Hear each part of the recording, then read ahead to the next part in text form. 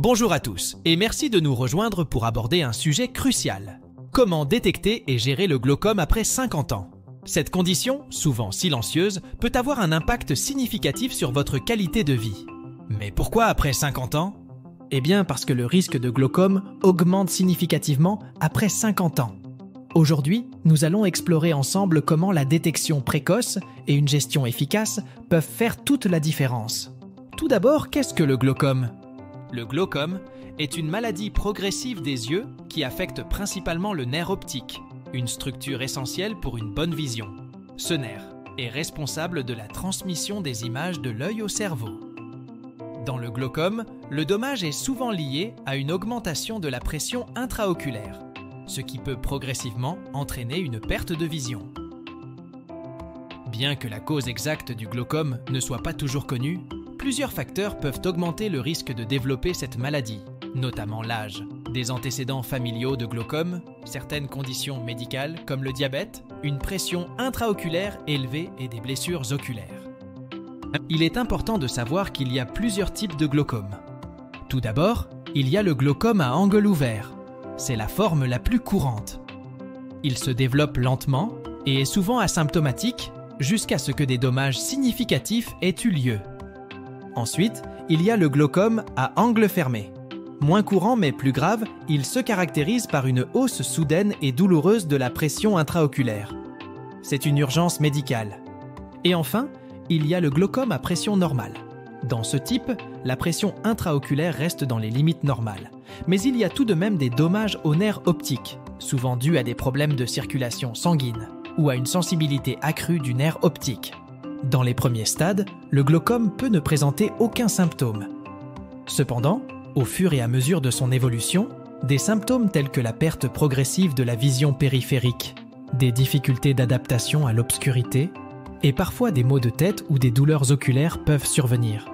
La détection précoce du glaucome est essentielle, car les dommages causés aux nerfs optiques sont irréversibles. Comment détecter le glaucome? La détection précoce du glaucome repose sur des examens ophtalmologiques réguliers, surtout après 50 ans. Ces examens, cruciaux pour identifier les premiers signes de la maladie, incluent la mesure de la pression intraoculaire, l'examen du nerf optique et des tests de champ visuel pour détecter toute perte de vision périphérique. En plus des consultations médicales régulières, il est crucial de rester vigilant quant aux symptômes qui pourraient indiquer une progression du glaucome. Voici des astuces concrètes pour une autosurveillance efficace. 1. Faites régulièrement des tests simples à domicile. Par exemple, en vous concentrant sur un point devant vous, essayez de percevoir les mouvements ou les objets dans votre vision périphérique. Toute diminution de cette capacité pourrait signaler un changement.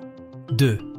Soyez attentif à toute douleur ou inconfort dans les yeux, surtout si elle est accompagnée de rougeur ou de vision floue.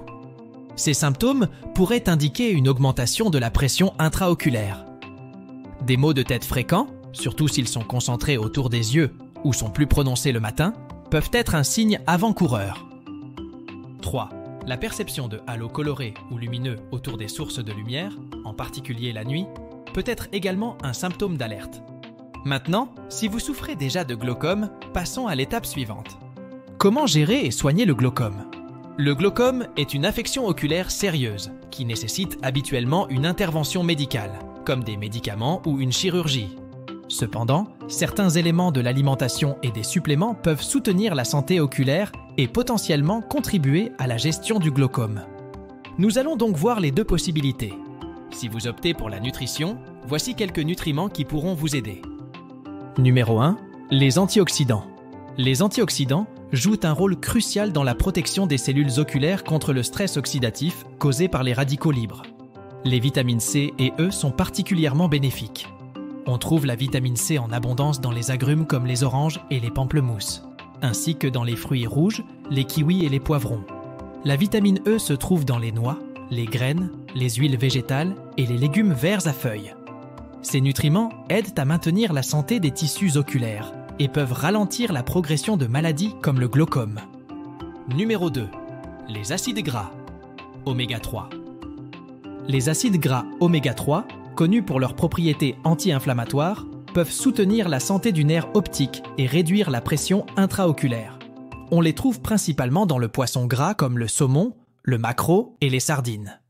Pour les végétariens, les graines de lin, les noix, en particulier les noix de Grenoble, et les huiles de plantes sont d'excellentes sources. Numéro 3. Le magnésium. Le magnésium, un minéral essentiel, peut améliorer la circulation sanguine dans l'œil, ce qui est bénéfique pour la santé oculaire. Il est abondant dans les légumes à feuilles vertes comme les épinards et le chou frisé, les noix, les graines de citrouille, les grains entiers et les légumineuses. Une consommation suffisante de magnésium peut contribuer à un meilleur apport en nutriments et en oxygène aux structures oculaires. Numéro 4. Les flavonoïdes. Les flavonoïdes, un groupe de phytonutriments, sont connus pour leurs propriétés antioxydantes et leur capacité à renforcer la santé vasculaire, y compris dans les yeux. Ils se trouvent dans divers aliments comme le thé vert, le vin rouge, les baies, les pommes, les oignons, les raisins noirs et le chocolat noir. La consommation de ces aliments peut aider à prévenir ou à ralentir les dommages aux nerfs optiques dus au glaucome. Numéro 5. L'eau. Nous ne pouvions pas faire notre liste sans. Boire suffisamment d'eau est important pour maintenir une pression intraoculaire normale. Il est important de noter que ces approches nutritionnelles ne remplacent pas les traitements conventionnels, mais peuvent les compléter. Pour ce qui est des traitements disponibles, vous avez plusieurs options. Option 1, les médicaments. Des médicaments sous forme de gouttes oculaires sont souvent la première ligne de traitement. Ils visent à réduire la pression intraoculaire en améliorant le drainage du fluide oculaire ou en réduisant la quantité de fluide produite par l'œil. Option 2, la chirurgie laser ou trabéculoplastie. Utilisée pour les glaucomes à angle ouvert, cette procédure vise à améliorer le drainage du fluide oculaire, aidant ainsi à réduire la pression intraoculaire. Option 3, la chirurgie conventionnelle. Dans les cas où les médicaments et la chirurgie laser ne sont pas suffisants, des interventions chirurgicales telles que la trabéculectomie peuvent être envisagées. Cette chirurgie crée un nouveau canal de drainage pour le fluide oculaire. Bonus et récap. Commencez par intégrer une routine d'exercice régulier, comme la marche rapide ou le yoga, qui aide à réduire la pression intraoculaire et améliore la circulation sanguine. Ensuite, pensez également à protéger vos yeux contre les rayons UV nocifs en portant des lunettes de soleil à large spectre. En parallèle, il est crucial d'éviter les facteurs de risque tels que le tabagisme et la consommation excessive d'alcool, qui augmentent le risque de développer un glaucome.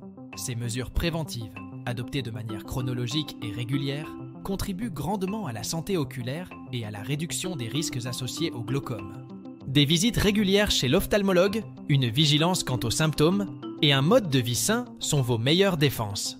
Merci de votre attention. Voilà, nous sommes maintenant à la fin de cette vidéo. N'hésitez pas à vous abonner à la chaîne, à liker la vidéo, à la partager et à écrire en commentaire vos astuces et expériences. Nous avons hâte de vous lire.